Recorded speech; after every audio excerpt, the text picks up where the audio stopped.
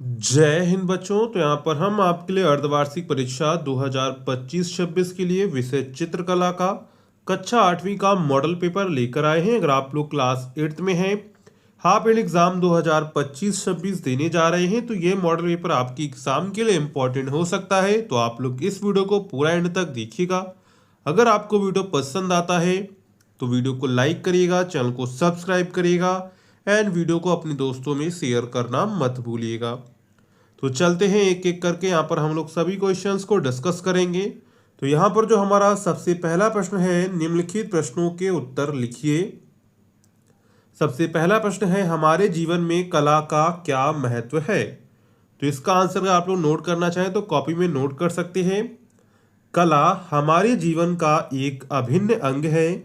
यह हमें अपनी भावनाओं को समझने, आत्म जागरूकता बढ़ाने और नए विचारों के प्रति खुलापन प्रदान करने में मदद करती है।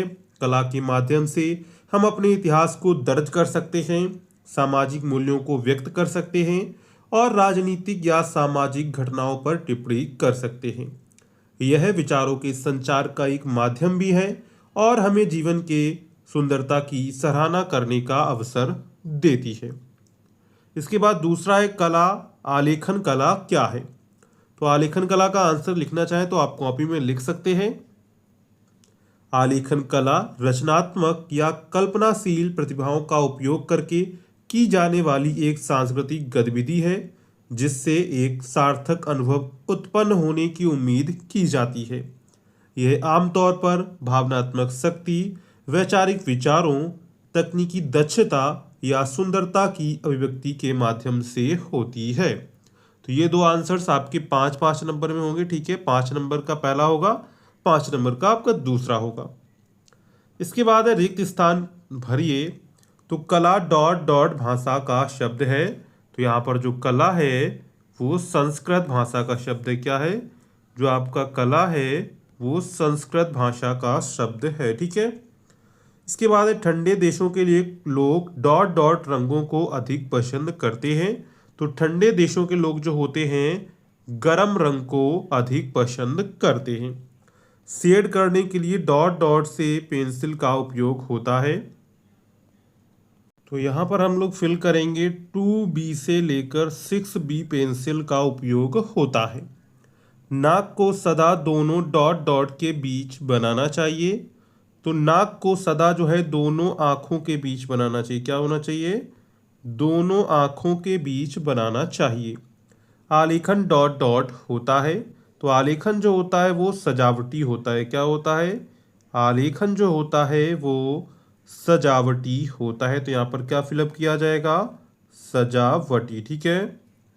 पहले में आपका होगा संस्कृत, दूसरे में आपका होगा गर्म, तीसरे में आप लिख सकते हैं 2B से लेकर 6B। तीसरे में पेंसिल का उपयोग होता है। नाक को सदा दोनों आँखों के बीच में बनाना चाहिए। क्या है? दोनों आँखों के बीच बनाना चाहिए। आलेखन सजावटी होता है। ठीक है। इसके बाद इसी में आपका तीसरा प्रश्न है, सही विकल्प छांट कर लिखिए। कला प्रकृति का प्रतिबिंब है, किस विद्वान का कथन है? जॉन रस्किन, जयशंकर प्रसाद, प्लेटो, महात्मा गांधी। तो यहाँ पर राइट आंसर क्या हो जाएगा? कला प्रकृति का प्रतिबिंब है, किस विद्वान का कथन है? ये है जॉन रस्किन का। किसका है? John Ruskin. ठीक है। तो यहाँ पर राइट आंसर क्या हो जाएगा? राइट आंसर हो जाएगा जॉन रस्किन। नवीन पद्धति के अनुसार मुख्य रंग हैं 3, 4, 1, 2। तो यहाँ पर जो नवीन पद्धति के अनुसार कितने मुख्य रंग हैं? तो है 3 रंग। कितने हैं? 3 रंग है। तो यहाँ पर राइट आंसर हो जाएगा आपका फर्स्ट वाला। ठीक है। इसके बाद निम्न में से उष्ण रंग है नीला, हरा, नारंगी, आसमानी। तो यहाँ पर राइट आंसर हो जाएगा नारंगी। क्या हो जाएगा? नारंगी। यानी कि ऑप्शन नंबर यहाँ पर आपका जो है थर्ड वाला करेक्ट हो जाएगा। इसके बाद आलेखन बनाते समय हम क्या अलंकृत करते हैं? यहाँ पर ऑप्शन दिए गए हैं। बाल्टी को अलंकृत करते हैं, सब्जियां, कोण, फूल व पत्तियां। तो यहाँ पर राइट आंसर क्या हो जाएगा? आलेखन बनाते समय हम क्या अलंकृत करते हैं? आलेखन बनाते समय हम फूल व पत्तियों को अलंकृत करते हैं।